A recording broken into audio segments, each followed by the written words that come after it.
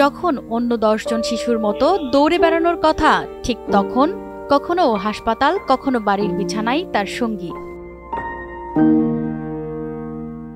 পঞ্চগড়ের দেবীগঞ্জের 9 বছর বয়সের শিশু মোখলেছুর রহমান। তার জন্ম হয়েছে থ্যালাসেমিয়া রোগ নিয়ে।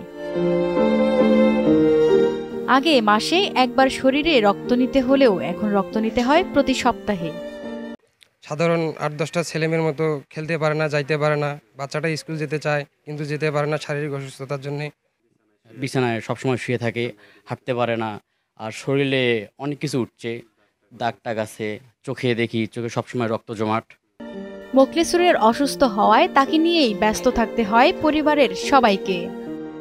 সে চিকিৎসা করতে পারছে না, মানুষের কাছে সওয়াল করছে, হাত পাতে খুব অবহেলায় ছেলেটা মারা যাচ্ছে। ওর বাবা কাজ করে, দিন মিলে দিন খায়, কোনো জমি জায়গা নাই, ঘর বাড়ির চিকিৎসাপাতির করিয়ার পাচ্ছে না, বহুত টাকা খরচ। আমি বাচ্চাটার সবাইকে এগিয়ে আসার জন্য, এই একটু পাশে দাঁড়ার জন্য সবাইকে অনুরোধ করব। নিজের বলতে যা কিছু ছিল সবই বিক্রি করে দিয়েছেন ছেলের চিকিৎসার পেছনে। এখন আর বাড়ি ভিটা ছাড়া কিছুই অবশিষ্ট নেই তার।